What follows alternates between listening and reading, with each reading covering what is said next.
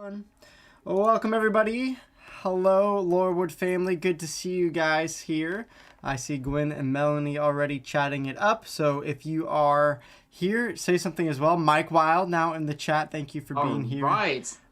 We got Pastor Mike in the chat. That's all that matters. As long as we have Mike, that's all that matters, right? So thank you guys for being here. Obviously, as you can see on the screen, we have Kevin, we have Sandra. How are you guys doing today? Before we jump into our discussion. Great. Yeah? All is well. I'm doing pretty good because I had pizza today. So what? I mean, it's true. That I feel like automatically just makes it your best day. I'm living my best life having mod pizza for lunch, which is pretty fantastic. Mod pizza is always good, but when you can have that for lunch, it's the best day ever. There you go. That will solve all of your mental health problems, right, Sandra? Right. There you go. I mean, everybody needs to have mud pizza during the day sometime. Yeah. That is the solution that we were looking for. Yeah, so basically, chat the thing. Is that what you're saying, Pastor Ryan? Oh yeah, ask Sandra anything. No, I was going to say basically we're done with tonight's chat because we've solved all the mental health issues. The solution is just eat mod pizza and all your mental health issues are no. Oh yikes! Yeah, no, that's not what we're doing tonight at all. I'm not going to speak for you, Sandra, but I'm guessing that that's not the best solution. Just going to throw that out there. No, food is actually one of the problems. Yeah. Food and alcohol is one of the major issues that's happening. Yes. Out there with the COVID and the isolation, there's been an excess of weight gain and lots of alcohol drinking. Yeah. So those are two things I think we need to really be careful about. Yes. For sure. Food feels so good. Right. Well, again, thank you, Laurelwood family, for being here tonight. I see the Hagans here as well. What we're doing tonight is another mental health moment with Sandra because, as we were talking a couple minutes ago before we went live, it was, April 13th, Kevin? April 13th was the last time we had Sandra on to talk about mental health. And my goodness, a lot has happened in 3 months. Yes, it didn't seem like it had been that long, but when we were calculating, we're like, wow, it's over 3 months ago. So definitely is another chance that we need to talk about mental health. So thank you, Sandra, for being here. Laurelwood family, right now, as Mike kind of said earlier, it is Ask Sandra Anything, but we want those questions, of course, to be centered around mental health and not some of the other crazy Ask Me Anything series that we have done. This is a little bit of that is okay. Yeah, a little bit. All right, there you go. A little permission. So as we're talking, we're gonna start the ball off here in a second, but already just start chatting in your questions. We'll get to them one at a time. So even right now, if you have something that you want to ask Sandra, she is a what was your title again? I always forget how to say Marriage and family therapist. Therapist. Got it. All right. I always want to say counselor. I'm like, it's not counselor. I know, because there's a mental health counselor and then there's marriage and family therapist. All right. Well, thank you for clarifying. So, Laura family, yes, start chatting in your questions. And Sandra, we just like to kick it off by asking you, it's been 3 months. What are some different things that come to mind as you think about mental health from when we talked about it 3 months ago to now today? What are some of the differences? Well, we just had COVID 3.5 months ago. Now we have a lot of other things. We have the Black Lives Matter. We have the Blue Lives Matter. We have a lot of anxiety over work and jobs and businesses and, everything that's happening because of COVID and the isolation and the different rules that have come up. And even though they're necessary, it's still hard for people to deal with. And there's a lot of political stuff too that has caused a lot of stress. People are not speaking to certain people because they think differently than they think. And so, and I think it all has to do with the combination of everything is causing a lot of anxiety and depression and anger. There's a lot of anger out there. I'm seeing a lot more anger than I've ever seen in my whole professional life. So Even I've got a guy working on my deck, and he was just going off on stuff, and I said, okay, just work on the deck. So, but it's just everywhere. And so that's one of the things. Great, Gwen. How old were you for your first kiss? I was 13. 13. Yeah, not necessarily mental not health. necessarily a mental health question, but a fun little Sandra tidbit right there. Yeah, there you go. 5 things families can do to help encourage their living in this pandemic. We talked about this before, and it's the same. It's same, only more so, and that's making sure you get out in nature. They've done lots of really neat studies on the fact that if you're not just walking around your neighborhood, but if you get into nature and you're walking in the forest and seeing nature, and it really connects you to that, and it connects you to God too. But it also has a really emotional effect on you, which affects your brain, which decreases depression and anxiety. So nature is our friend. So Mike says fly fishing. Fly fishing. Of course. So he's in nature, and that's true, Mike. It's really right on. I mean, you get out in nature and you do, go for a hike. I know that the Joneses went on backpacking last weekend. Yep. I've seen a lot of folks that are out hiking. A lot of my clients, I'm telling them, get out, hike, do whatever you can to get into nature. So Sandra, I'm curious. So Pastor Mike, he said, 5 things.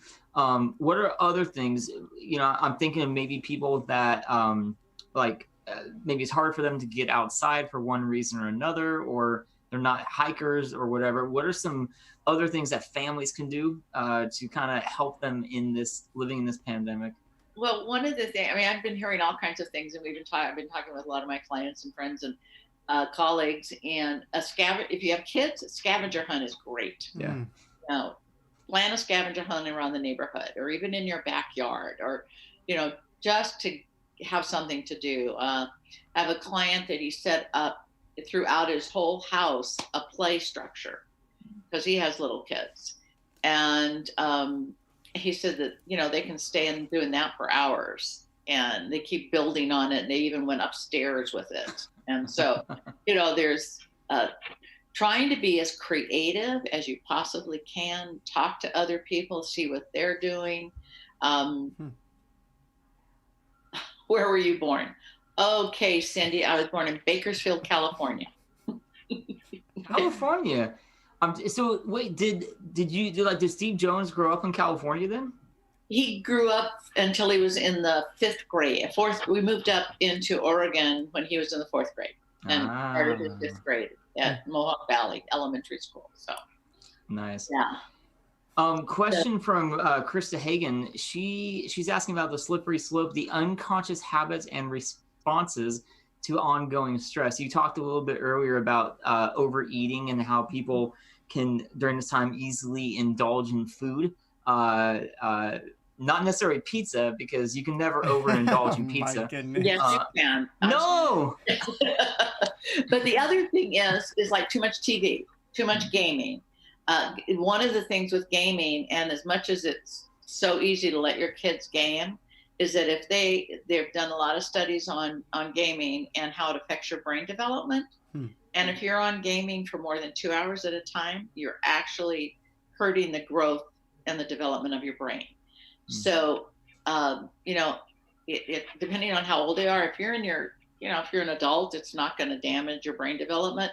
But the other thing it does, it is also makes it so that they can't enjoy you. You can't enjoy nature. You can't enjoy other things because it is not as stimulating. Where your gaming is very stimulating, you have that energy going, and your endorphins are going. And then when you try to just visit with friends or play cards or go for a walk, it's boring. Right. So, and I would assume for families right now, especially teens or youth who are, on summer break and they can't do anything because of COVID, it's probably easy for them, whether it's watching TV, social media, or gaming, to do that easily 10 hours a day. I know. So that's why the families, you need to really get involved in some other games, table games, card games, games that is more active too. There's a lot of fun games. And I know a lot of people are doing different things on Zoom with each other. Uh, uh, I was just trying to think of one, but I can't think of it right now. But anyway, the slippery slope is indulging in anything too much. So if you're doing anything too much, it's probably not good for you. But I would definitely regulate kids with not more than 2 hours at a time on any gaming. What about, Sandra, the second part of Krista's question there, the responses, unconscious habits or unconscious responses to ongoing stress. I'm curious if you could talk a little bit about, are there things that you're seeing in clients or just in the mental health world? Are there things that you're seeing how people are responding to this, whether it's fear, anxiety? What are some things that you've noticed with, the response to COVID-19? Well, I see a lot of depression, a lot of anxiety. There's a lot of anger. Mm-hmm. And one of the things that self-talk is really good when you realize that, because if somebody tells you that you're doing such and such, you're not going to respond that well. So being more aware of your emotions and, just talking yourself through it. I know that sounds a little weird, but like, for instance, if you realize that you're escalating in anger, you can say, why am I doing this? What is causing this? And you automatically, it's kind of interesting because our brains, you either respond with feeling or with thinking. And the minute you start asking questions of yourself, it goes to the thinking rather than the feeling. And you're much more able to handle it and come up with solutions. But if you stay with your feelings, which is anger and sadness, and the different feelings that you have, that then you can't really process. But the minute you start asking yourself questions about it, you go to the other part of your brain, which is really kind of amazing. When you see the stimulus and you see pictures of the brain that have the probes in them, and you can see how people move around in their brain depending on how they're responding. So, yeah. Let's see, slippery slope. And that's one of the slippery slope. I think that one of the things you can do with your family is you can say, hey, we're all going to have different moods now because life is so different. So I want, if I'm the mother, I want to give everybody permission to tell me when they feel that I'm out of line. The dad can say the same thing. The kids can say it. So you're really giving them permission. So when they do tell you, then that's when it'll be easier for you to respond and look at yourself. So I think giving everybody in your family permission to let you know when things are escalating or anger is out there. A lot of arguing. I mean, there's just fighting among kids, parents. There's just a lot of that. And people, when you're isolated, we're very social beings. So we need people more than just our family. And so figuring out a way that you can get your kids connected to their other, even if you have them come over and play in the sprinklers together, but stay distance, going to the park and meeting up with other families and doing the distancing, whatever you can to keep that socialization going, because the depression sets in if you don't.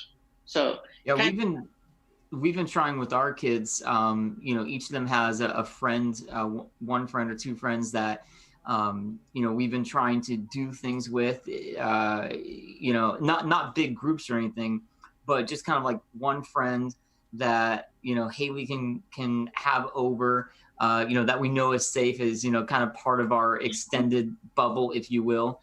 Yeah. And same with Callie. And so we've done that the last few weeks, and that's been helpful, I think, for Absolutely. Our girls. Yeah. Sometimes you have to widen your pod if you can trust somebody, but still be careful. Okay, Mike, you want to know what led me to become a family therapist? Well, it's not a really romantic thing. It's I had to have a master's degree because I was a department head at Lane Community College, and they wanted everybody to have at least a master's. And so I looked up and found the easiest way to get a master's, and that was the American Family Wow. Service. No kidding. at the, What a way to start. And how long have you been doing it again? How long has it been? It's been 28 years. But Wow. it's interesting how that God does these things because, through my years, it was it became such an important thing. And then now as I'm older, it's something I can do part-time and I don't believe in retirement. I think that if you retire, you need to find something to do. Sure.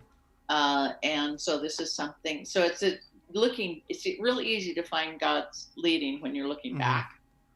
Sure. And I know that was all a part of his plan.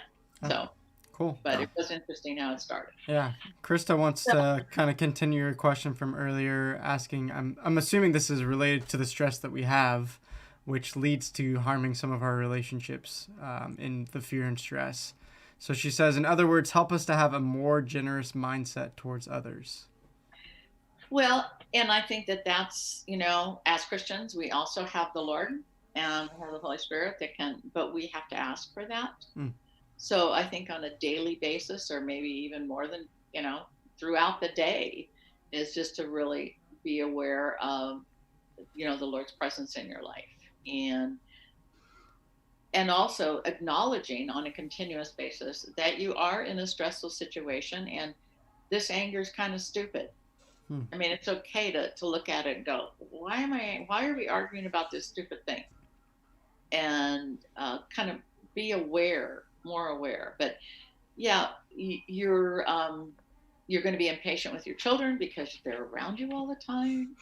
And you're going to be impatient with your spouse because more than likely both parents are home, working at home. A lot of parents are working at home. And so there's a lot of impatience there. The parent that is staying home and more of the caregiver of the kids, they're not used to having the other adult there. And so there's that. And so there's a lot of situations that have come about that puts us into an area that is not always the best. So you have to evaluate it. So Sandra, follow-up question is not on the chat, but just as you were talking, I was curious what your advice is. You talked about the impatience of people being, families being together, kids with their parents, husbands and wives together, parents with their kids, and just the impatience. What are some tips or tools or strategies that you could give to families to help with that impatience? Well, and I think they need to have fun together. I think that they need to put it on their calendar. A lot of people, if it's not on your calendar, you don't do it. So exercise, I think, needs to go on the calendar. I think fun times with your kids need to go on the calendar. I think adults need to figure out a way to have a date night, even if it's going for a walk and getting someone to watch the kids for a short period of time. But and then also just having fun. I mean, sitting down in the evening and playing cards. I have a couple that they said they've learned so many card games during this. And it's been kind of fun though. After the kids go to bed, what can you do and make sure you have some time for yourselves and get the kids in bed? A lot of parents are letting the kids stay up late because of, there's no school, there's no big deal. Well, that takes away from the adult time. So get your kids in bed at a decent hour so that you have some adult time together as a couple and have fun together. And it's also important for each one of the adults in the family to do things with other people, like go fly fishing with a friend. Okay, do something with your friend and not just your spouse, because we had an engagement party for Isabel and Skylar the other night for just the family, and Patricia shared how that your husband can't meet all your needs. You have got to have other friends and other people in your life to meet the needs because your spouse can't meet all your needs. So make sure that you're looking at, I miss my friends. I miss doing certain things, and how can you replace them or do something a little different to make it happen. So can I ask and add on to that then, because I know some families of our church, they're more at a risk, or they know someone that's more at a risk, and so some families have been a lot more, I guess, conservative with things opening back up. They're still mostly staying at home as a family. What would you say to them as you're sharing, you need other people than just your spouse or just your family? What would you say to them? It could be done through Zoom. You can be, even if it's just Zoom. One woman that I deal with has really extreme anxiety, and we talked about how that it's really important to connect with your friends. And they figured out a way to do it. And it made life a whole lot better. It's amazing how some little changes can help you. Yeah. And but yeah, Zoom. There's always Zoom. And you can laugh and joke and talk with your friends on Zoom. So speaking of anxiety, Melanie has a question about social anxiety. You can see it there, where she asks, what can we do to help ourselves prepare to go back to normal life, especially in regards to social anxiety, since we all have been stuck inside for so long? Well, it will be a change, and those that have issues with social anxiety, it's going to be hard. Preparing for it, I don't think you really can right now. I think that when the time comes, just do it slowly. Don't just jump back into it. And I don't think the COVID will let us jump back into it anyway. So I think it's going to be done slowly. And if you feel like anxiety is increasing, then cut it back. You can regulate yourself. And like I said, those that have social anxiety, you're gonna have to regulate and be more aware of your own needs when things start opening up. So what does that look like to regulate? When you talk about regulating for those who have social anxiety, give an example of that. Okay, so let's say we start going back to church, and you come into church and your anxiety starts going up. Well, it's okay to go back out. So it's okay to go back out and wait until you kind of have done a little bit more socialization. Regulating would be to maybe get together with just a few friends and,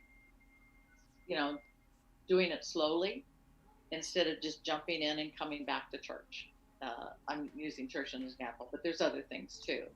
But just getting together with a couple friends and doing it maybe once a week and then a couple of times a week. And so you're talking about kind of almost starting out smaller, maybe one-on-one, then little groups, gatherings, maybe at homes, and then going more into kind of bigger settings, but giving yourself permission that if you get into that big setting and it gets overwhelmed, go ahead and step back out. Absolutely. Absolutely. Okay. You're the only one that can take care of yourself. And if you feel that anxiety going up, that's not healthy. That's not good for you. It's not good for your heart. It's not good for your mental health. Then just go somewhere else, And if the family's in the church, then you can go for a walk. But families need to be sensitive to that if you have someone in your family that does have that anxiety.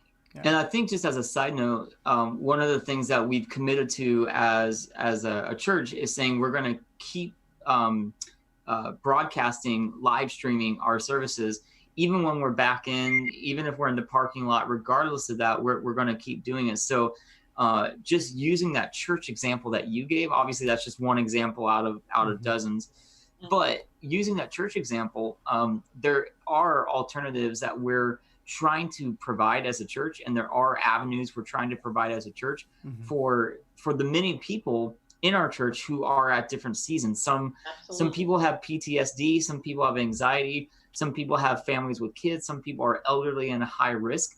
And we just recognize that if you're in any one of those camps, it might be better to continue joining us on the live stream. So we're going to keep doing that no matter. That's great, because I think that we'll need a transition.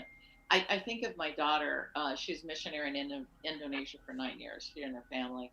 And when she came back, going into the grocery store and seeing so many things and so many choices, she just had to go back out. And she said she actually, the anxiety just was overwhelming. So whenever you change anything in your life, there's going to be some anxiety. A little bit of anxiety is not going to hurt you. Anxiety can also cause you to take care of things. Yeah. But if you have that problem anyway, you do need to, like you just explained, is just a little at a time. Yeah. And sorry to cut you off here, but I don't know if it's your phone that's making a little ding, but no, it's my computer, and I don't know how to stop it. Well, maybe I guess you can't mute it, because then you can't mute the computer. Yeah. All right. Well, it is what it is then. What I meant to do is ask you how to do that, because I know there's a way to stop it. Because every time a text comes in, things on my computer. Okay. So I'll use you later. After we're all done, then Luke can explain how to stop the ding. So everyone, stop texting Sandra. Whatever you do.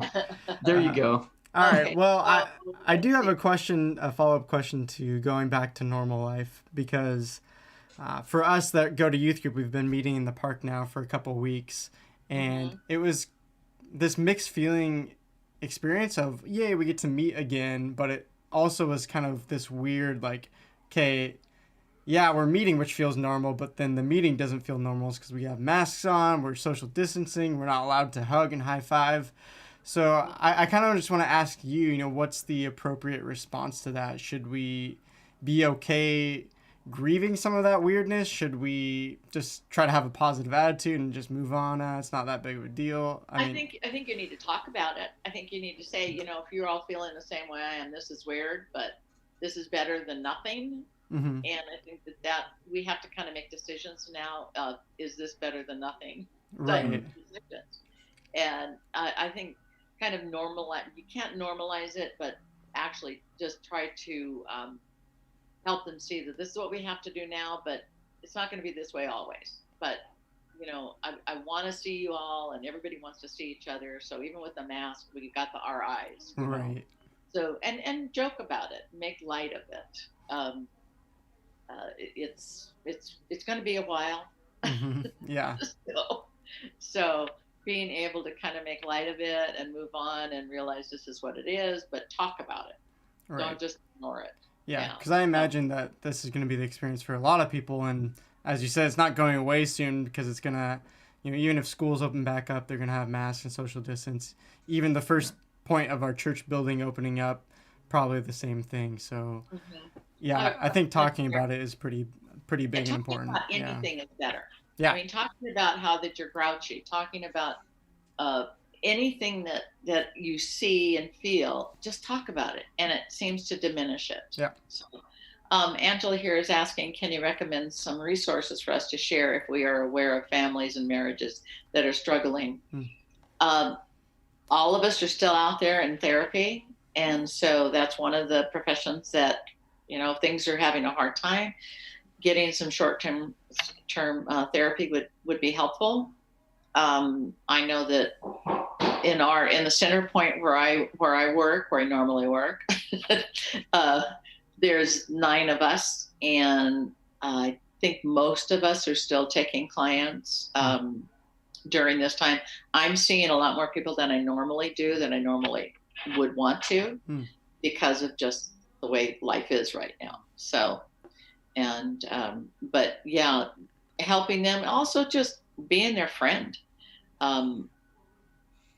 calling them up, kind of letting them know about things that we've talked about today. Say, hey, we were at this, our mental health person came and talked to us and came up with some of these ideas. And I think also letting them know that if they're struggling, it's probably a lot to do with COVID. And so that just to hang in there. My worker's back. Yeah, the guy who's working on Sandra's deck has returned. So. Sorry Sorry about that. I could move upstairs. Why don't I do that? Well, we're actually getting kind of towards the end of. Okay. We're getting towards the end of it. I want to say, Doug Goosetree, all is well. It is not your smoke detectors. It was Sandra's computer dinging. So I can just imagine Doug Goosetree like, where's that ding coming from? Something's got to be dinging. I'm really sorry. It's my computer. It is okay. Okay. Okay. Any last questions then? Resources. Let's see. I'm just thinking. I think your main resources is. Well, I know that Julie is doing a Sunday night group therapy for people dealing with anxiety. So, and if you're, that would be a good one. I think she's still taking people. I don't know, Luke. I'm not sure. They're a couple weeks into it, so I don't know if it would be weird, but you could always ask. I don't know. I'm pretty sure that she is. I think it's kind of like open because I think it's 10 weeks. And yeah, something like that. So Luke, was that something that your wife is doing for the youth group, or is that something for her internship through her internship at Center Point Forever? Yeah. So she's doing this group on people dealing with anxiety and how to cope with that. And so I think anybody, give her a call and see what's going on. But I'm pretty sure you could still get in. Probably. Yeah. So that's another resource. But also with the marriages that are having problems is there's some online where you can look up questions.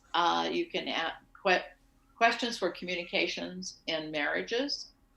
And I mean, there's like 10 different websites, and they come up with these questions that will encourage communication. And some of them are fun, some of them are serious, but focusing on that instead of the environment that you're living in right now is probably the best bet. And also, I watched a really good YouTube video today about therapeutic journaling. I said that last time. Journaling is fantastic. So what is the YouTube? Why don't you share that? Yeah. If Krista, you can type in or copy that link for us in the chat real quick, that'd be super cool. And YouTubes are great too for discussion. Just finding different things that you're interested in and watching it on YouTube and talking about it, and watching it as a family. It's amazing that we have a lot of things out there that we're not using. So, okay. Well, good. Sandra, thank you. I think before your debt guy starts banging away again, this might be. Sorry about that. No. Okay. This might be a natural stopping place. So yeah, thank you for joining us. I think obviously we could sit here and pick your brain for a long time, but I think some of the nuggets that I heard are just. Allow yourself to feel things, allow yourself to communicate, have other people in your life, be involved with other people and what they're doing. Find strategies and ways that connect with you, find new things, whether it's table games, things that you can do as a family. Don't have your kids do 10 straight hours of video gaming. Doug Goosery says long walks and gin rummy. So there you go. Right on, Doug. Right on. So all of those things are great, but one of the things that I think is really important too that we didn't really touch was in not just in communicating, but asking questions of each other. If your kid is really feeling isolated and things, ask them, tell me how you're feeling. Tell me what's going on. Yeah. Same thing with your spouse. I am seeing that you're really frustrated or angry or whatever, sad. Can you share with me what's happening? No. And don't try to fix it. Yeah. Right. So Melanie was saying playing games outside. We've done we have a trampoline in the back. We've done Foursquare in our front driveway with our family of 4. Sometimes even the neighbors come over and play Foursquare with us as well. Yeah. And chalk kids getting those chalk things and drawing outside on the streets, it gets them outside and they can be creative too and have fun and draw silhouettes of themselves and all kinds of, just allow yourself to think of things and get your kids, ask them to help you. Say, let's think of some things to do. Go on YouTube, find out. There's just lots of material out there. Mm-hmm. Which, speaking of YouTube, Krista Hagen chatted in that therapeutic journaling was by Sophia Lark Woodbury. Yes. So yeah, so check that out. I'm sure you can just search it in YouTube and type in the word therapeutic journaling. Also, Cindy, I appreciate you. I'm assuming you're asking. Krista Hagen's children, I think it was Bennett and Emma, both had tonsillectomy. How do you say that word? Tonsillectomy. Just stop trying. Okay. I think I was trying to make it longer than it was. Tonsillectomy. I was like tonsillectomy. No. Okay. No. So, Krista, you need to share about that. But the other thing is that, if anybody wants to just make an appointment, I'm available. Anybody that goes to the church, I certainly do have a sliding scale for that. And I know there's a couple people in our office that does that too. So well, we really appreciate that, the help that you offer to our church, and even just taking the time today to talk to everybody on a live stream. And so I think it's a blessing to have you at our church. So thank you. Thank you. Yeah, and we are very thankful, like Luke said, for what you do. I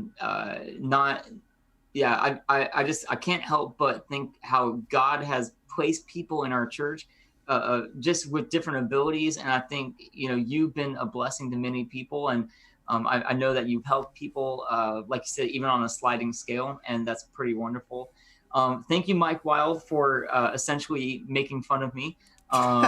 It was no, I don't know how to talk, and that's okay. So when I say tonsillectomy, that we all know what you mean. We all know. You got to say it with enough confidence, and then people won't question it. So I'm glad that I can provide laughter, because my inability to talk provides laughter for everyone. So Krista just chatted in with this, and I think we can end with this. Maybe Luke close in prayer. Sure. Krista said the surgery went well. Kids are doing fine. Tylenol, ibuprofen, medicinal screen time. There it is. 2 hours or less.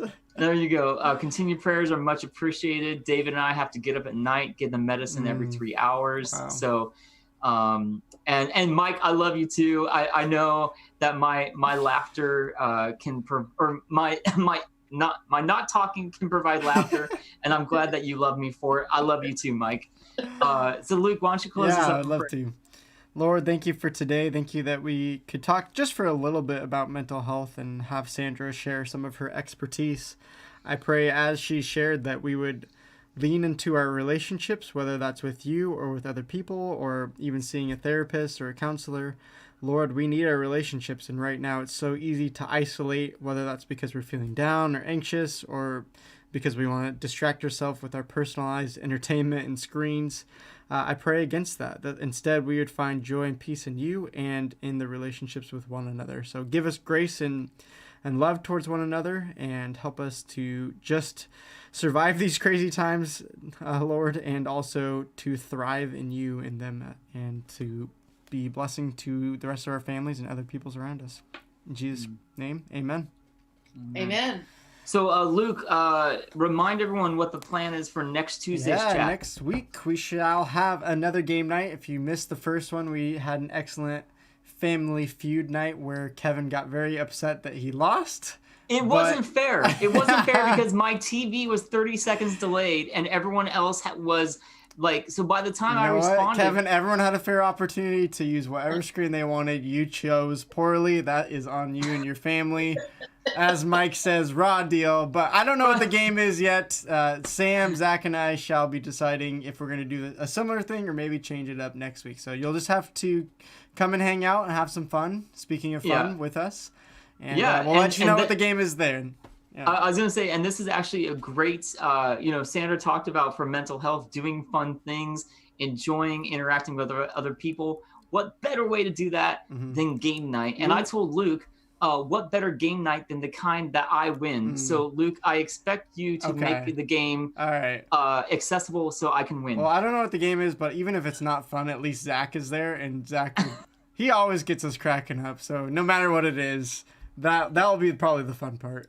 There you go. Yeah, if nothing else, join next week's game night so you can have Zach crack you up. There you go.